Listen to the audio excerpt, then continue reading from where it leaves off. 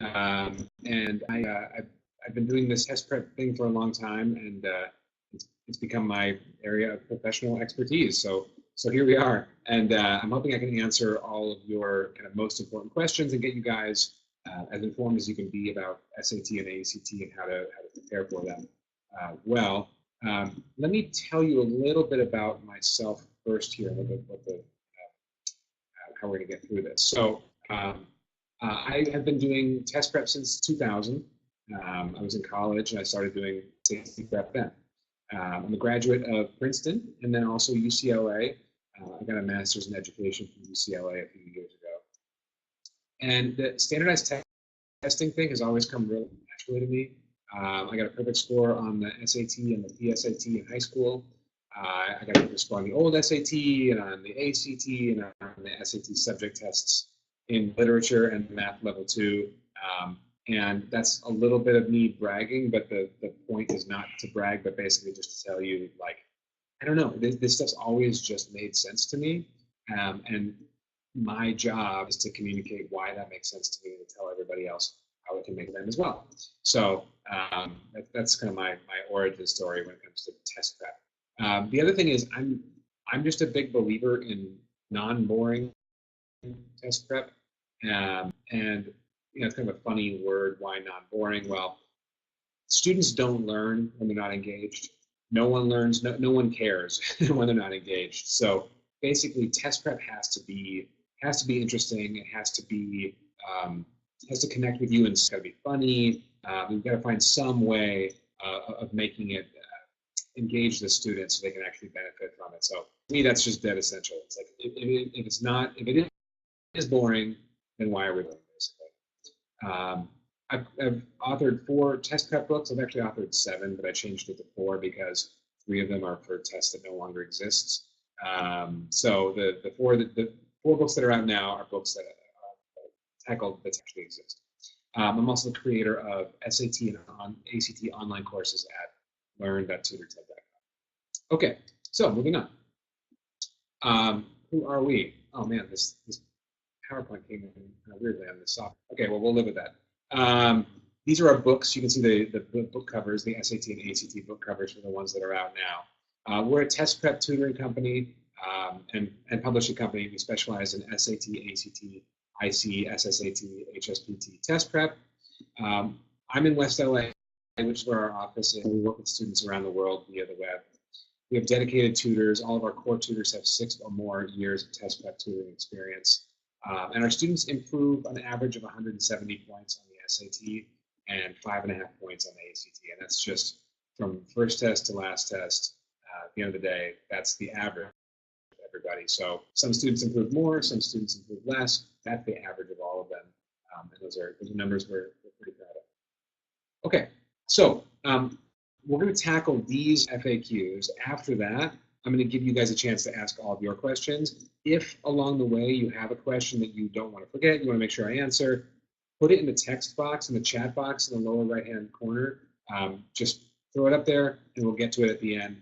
If I see it and it's relevant to what we're talking about, then I'll try to tackle it. But I'll warn you that I'm not a great multitasker. I'm sort of like a single task thinker. So if I don't see your question right away, I'll get to it down the road. Okay, so here are the questions we're going to answer. How do I choose between the SAT and the ACT? That's the biggest one, the most fundamental one, and we're going to tackle it first.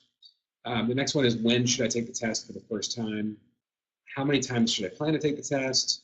What does a good test prep plan look like? And lastly, what are the SAT subject tests, and do I need them? So hopefully this covers kind of bare essentials of you know, becoming fluent in college admissions test prep.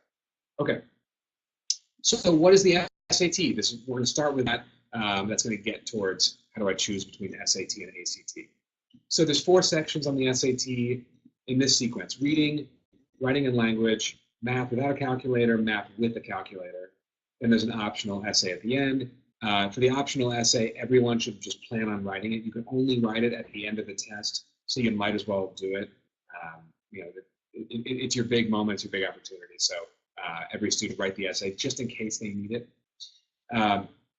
Those 4 sections become 2 separate scores. So you have an evidence-based reading and reading section. I I disapprove of the use of adjective evidence-based. It's actually descriptive and informative, but I don't understand why it's in the title. And it makes that title so weirdly long compared to the other section title, which is math. So anyway, so it's a reading and writing score, and that reading section gives you half the score. The writing and language section gives you half the score. That's important because the writing and language section is very sort of preppable. It's not a, it's much easier to prep that section than it is to prep a reading. You can prep them both. It's just faster and easier to prep the writing and language. Both of those two sections are scored from 200 to 800 points, as is classic on the SAT. Those are the things that are kind of familiar about the SAT that you may remember from back in the day. This is a new SAT. It's not even 3 years old. They changed everything but the name. They even changed the typeface. I mean, it's a brand new test. The new test has 4 answer choices rather than 5. It also has 13 free response math questions. And there's no guessing penalty. So you may remember from back in the day, you had to decide which questions to answer and which ones to skip. That became a major part of test prep strategy. It's not a strategy anymore. We answer all the questions.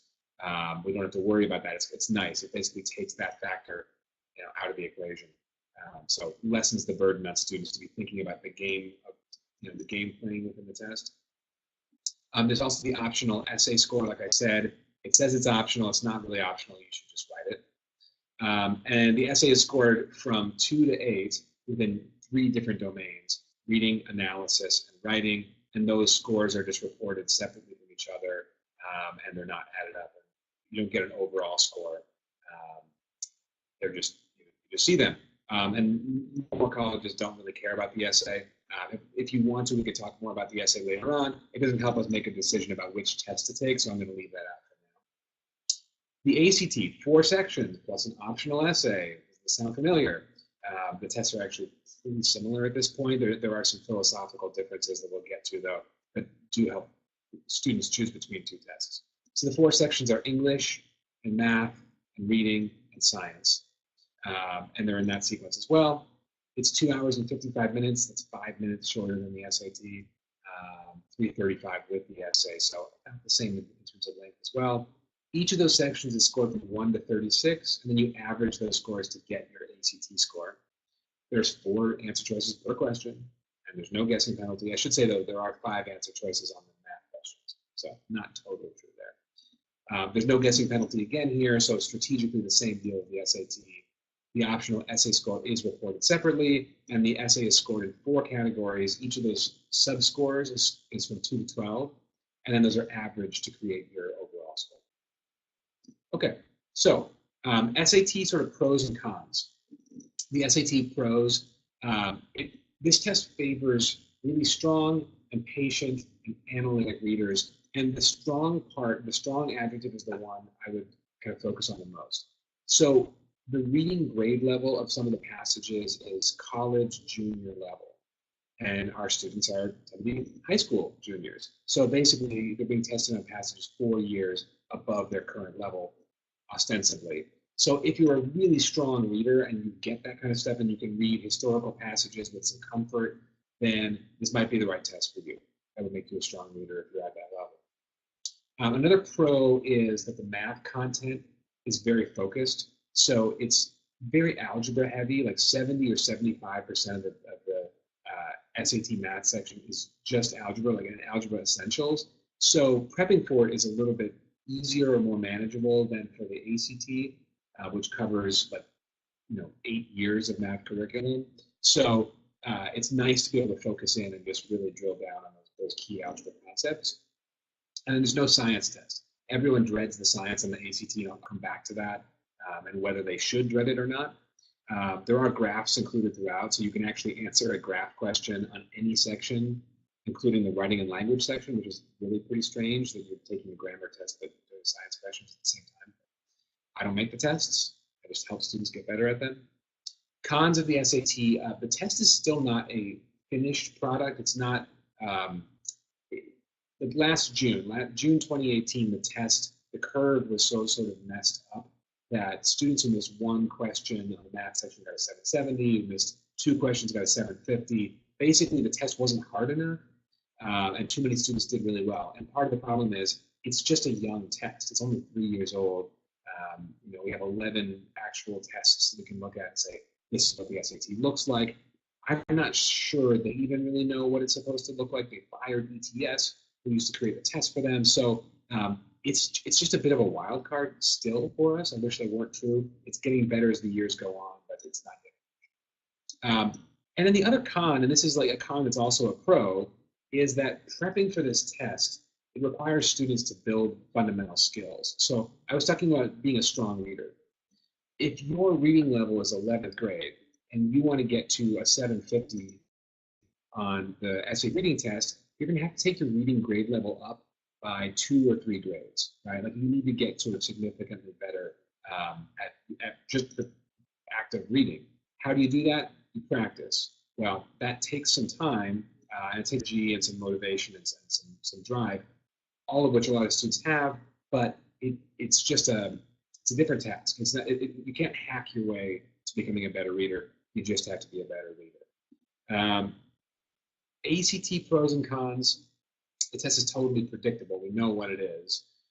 It's also coachable, sort of for that reason, but also because the test is a little more contrived than the SAT. The SAT is meant to test you on college-level skills, the things you're going to do in college, like finding evidence to prove points in an English essay, doing math that has application in, say, a science course. The ACT is its own beast. It just does what it does. And that's a disadvantage at first, and then becomes an advantage once you know the test, because you get good at the ACT, which is practically a worthless skill, except on the ACT, where it's very useful. So you just have to get good at it, and if you do, be really happy with that. It just takes a little bit of time.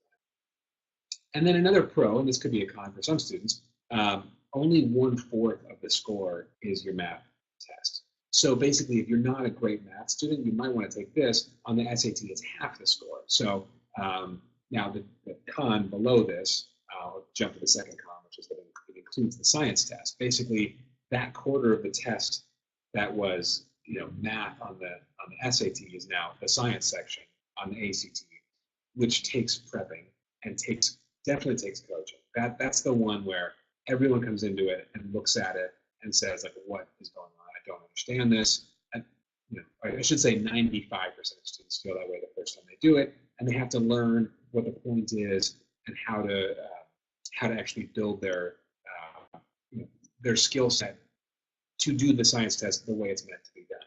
Once they get that, it becomes much easier. But at first, it's a little weird.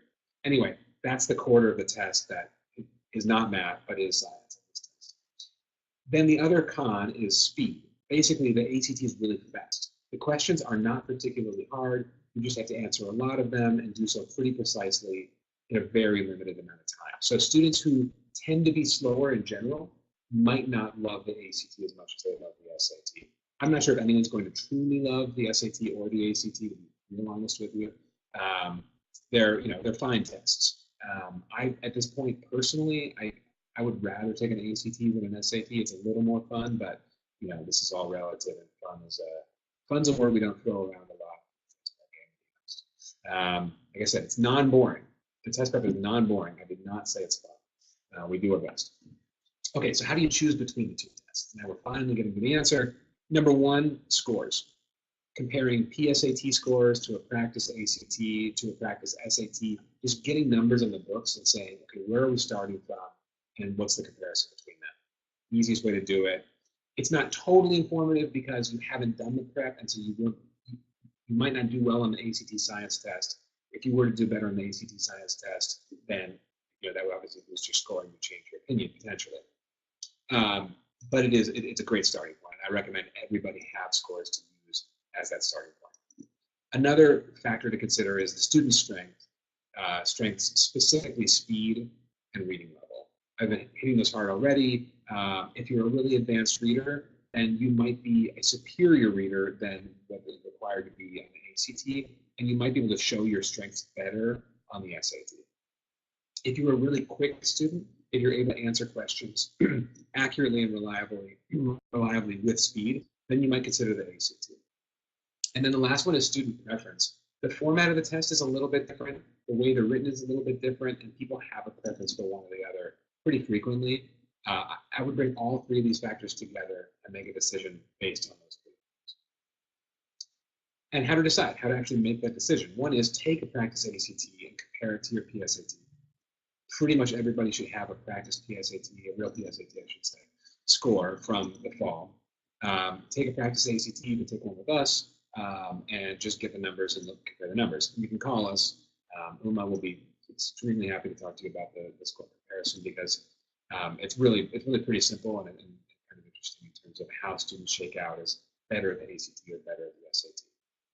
And then ask yourself if you prefer the format of one of the tests or the other, and then finally use those two factors. Okay, so the next question was when to take the test for the first time. These are the test dates going forward from now. These are arranged by the calendar dates. I would sort of think of them more by the school calendar. So there's the break in there for the summer vacation, essentially. For most juniors, for probably 80% of juniors, I would recommend starting with one of the three dates, either February 9th or April 13th ACT or the March 9th SAT. That's for the majority of students. And the reason I say that is a lot of students, you want to get to the point that you're ready to take these tests, that your reading level is high enough, that you've learned enough math content, that the test just makes sense to you. The more the time goes by, the more you'll have learned. And not only that, literally your brain will have gotten bigger. Students' brains are developing, and they're smarter as juniors than they were as sophomores, and they'll be smarter as seniors than they are as juniors. So time is sort of on your side. Now, the caveat to that is that some students will be ready earlier on. We'll get to the rules of thumb in a second in terms of how to make this decision. But if you're a junior who's scoring already at, say, at the 98th percentile or above, you could prep for one of these early fall tests, like the September ACT or the August SAT. Those are great test dates. It's nice because you can do your test prep and get it out of the way early in the school year when it's not being interfered with by a lot of extracurricular activities and your homework. It's nice to take those early fall tests. Let's get the rules there. Okay. So this is going to be related to what I was just saying. How many times should you take the test? And this rolls into the calendar aspect. Take the test a maximum of 3 times. If you want to, by the way, we're choosing between SAT and ACT. You can always switch tests. Now, I don't recommend it because I think students' lives are busy enough, and you might as well take one test and stick with it. And if you pick carefully, I don't think you'll have to revise that decision down the road. If you do, you can. It's just a little bit of extra work, not a ton. Some of the prep overlaps anyway. But either way, I would take whichever test you're taking, I would take it a maximum of 3 times. If you really, really wanted to, you could take the SAT 3 times and the ACT 3 times. That to me is excessive. It's I don't think it needs to be in that situation, but that's kind of like the worst case scenario. You lose 6 Saturdays of your life. Okay. Another rule of thumb is don't take the test until you're ready. Don't rush into it. Take practice tests. We give practice tests. There's a room behind me, right over there, that looks like a test center, feels like a test center, and we give the official previously administered tests in that room. Whatever score you get on that test is the score you get on a real test. I wouldn't waste your opportunities to take the real test until you are just feeling so confident that you're ready to go. So yeah, wait till you're ready. Last one, unless you have the score that you need, unless you're at your dream score, take a test again in fall of senior year. So I'm going to go back to that previous slide here. So suppose you're a junior now and you take the March 9th SAT and you get a decent score. It's a little bit above your practice test scores and you're pretty happy with it, but you think you can do a little bit better. Please, pretty please, take the August 24th or the October 5th SAT because you will miraculously do better for the same reasons I've talked about, that you'll be getting smarter over time. Not only that, you'll have done practice, you'll have read between then, everything that you've done. You'll have taken the SAT before, right? You'll have the experience of having taken the SAT. Everything you've done will lead you to getting a better score. I would say 90+% of our students end up getting the best score senior year. So plan on that. You know, unless you get your dream score, plan on taking the test follow senior year. Okay. So what's a good test prep plan was the next question. There's two simple requirements. There's two things I want you guys to keep in mind. Learning, that's the studying, that's working with a tutor or studying on your own or talking, working with your parents, and then practice. And practice just means doing practice sections, practice tests, official material, reading, literally just reading a book to get better at the skills that you'll need. I had a parent the other day ask me, what's more important, practice tests or tutoring? And I said both. It really is both. The reward you get for doing both practice tests and the tutoring to complement it is more than double the value of doing each one by themselves. It just complements the work. You do a practice test, you have someone help you understand why you got the questions right you did, why you get the questions wrong that you did, and when you put those two things together, the next time you take the test, you'll be better at that, right? You'll even start to forget the things you didn't know because now you know them. So when you do those things in tandem, you just get better and better at the test. One rule of thumb, every student that's out there is their own individual, and it's remarkable to me that even though I've been helping students get ready since the year 2000, I've never had identical students. I've never had students who need the same thing. So I'm going to give this rule of thumb with the caveat that different students work differently. I've had a student who in one session, literally one session, just got it all. Was like ready to go. We sat there and we kind of, even within the session, we sort of sat there with 10 minutes to go. It's like, okay, well, hey, beautiful weather here in LA, huh? Because he was just ready. It was remarkable. I've had other students who I've worked with for 2 to 3 years, not months, and they probably could have used more time. So it really depends on the student and what they need. But the rule of thumb for me is 2 to 3 months, 10 to 12 weeks basically leading up to the test. And within that time period, doing 4 practice tests. If you do both of those things and you take practice tests on Saturdays throughout that process and kind of more heavily towards the end, you'll be ready. You'll get to the test center and have this number one goal achieved, which is confidence. Basically, I want all of our students to, when they sit down, have a test booklet, open the test booklet and say, yes, this is familiar. I know exactly what I'm doing. This question is a semicolon question. This question is an organization question, and have the skills and strategies to apply. And if they do, then they're going to feel comfortable throughout, and they're going to be performing on that test the way that they're supposed to perform, which is just dealing with the material, right? Just applying the rules that the test is actually testing on. That's the only thing anyone ever has to do on this test. And when that's the only thing that you're doing, you're going to do your best. And then the last, kind of aspect of a good test prep plan is you want to target your weak areas. You want to get better at the things you're not good at, but weirdly, you really don't want to disregard your strong ones because you may actually be able to boost those more and potentially more easily. The curve gets kind of steep at the end, where basically if you're missing 3 questions versus missing 2 questions or 1 question, the difference in score can be more significant than if you're missing, say, 15 questions versus missing 14 questions. It's a bell curve, and so basically you can get more impact from improving the things you're good at. The goal here is the highest number possible, and I'm not really too cynical about that. And in fact, I don't take a cynical approach to test prep. I want to help students get smarter and get better at the tests. That said, at the end of the day, the only goal is the number. That is the outcome. We don't want to worry about that as we're taking the test, but we want to deliver on that. And one way to deliver on that is by getting really, really, really good at the things we're already good at. Excuse me. If you have a 750 on reading, cool. Let's get it to 800. Those 50 points count. Excuse me. It's so dry. Anyway, do you need a test prep tutor? Do you need a professional to help you out? And my answer to that question is, you need a test prep professional as much and for the same reasons as you need a personal trainer. You don't need a personal trainer. There are lots of people who get fit and maintain, incredible bodies, especially in Los Angeles, where like everyone is hilariously in better shape than I am, without any help whatsoever. However, it's nice to have someone to tell you what to do, to be accountable to.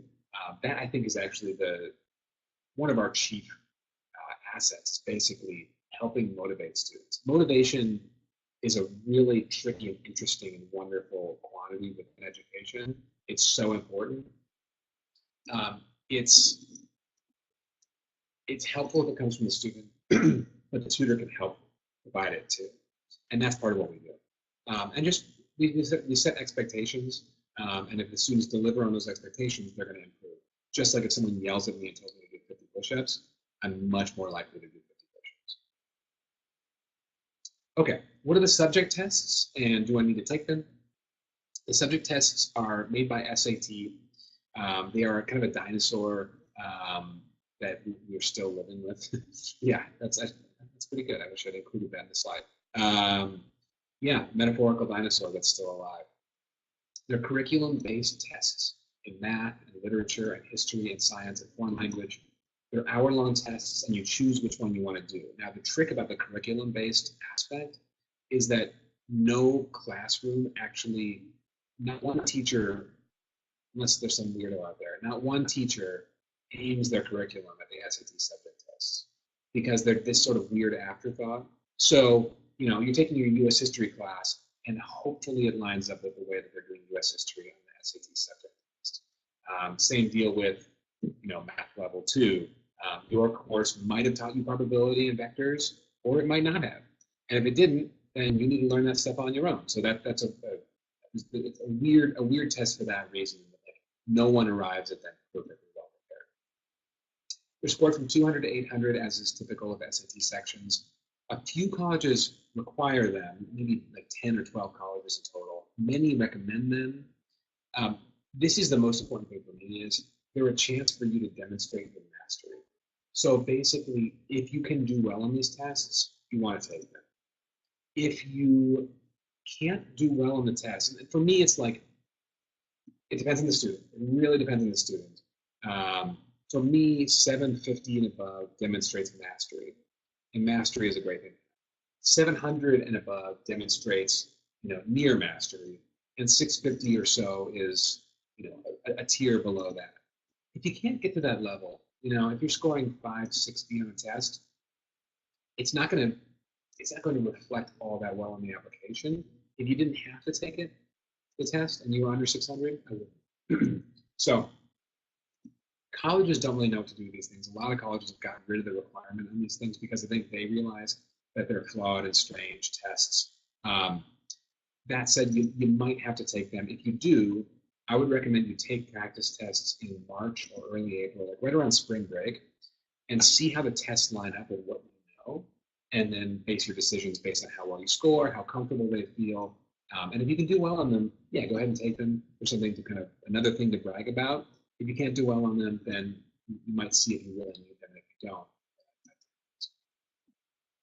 Okay, so the next steps here, well, of course, the next steps will answer your questions, but let me get through this slide first.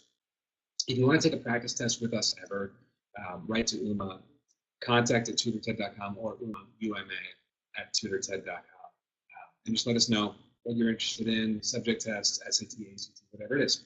We're offering an ACT boot camp this month, January 26th and 27th.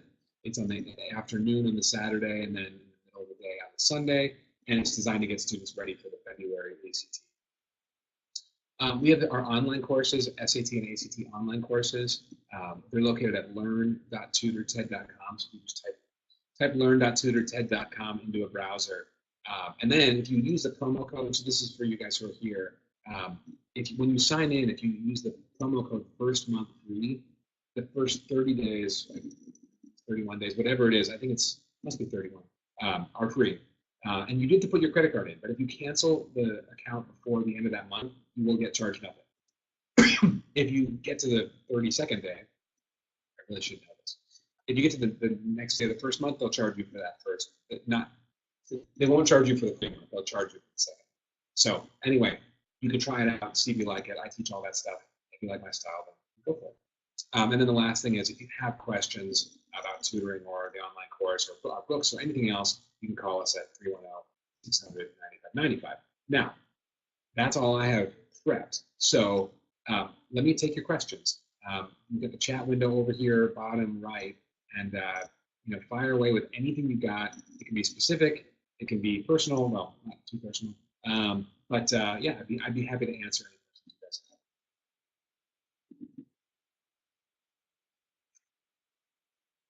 have. Got some activity down there, so I'll just wait for that question to pop up.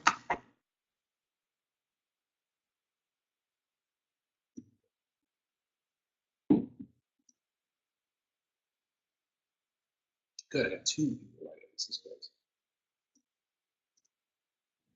Yes. Okay. So the first question: will you be having an SAT boot camp as well? Probably.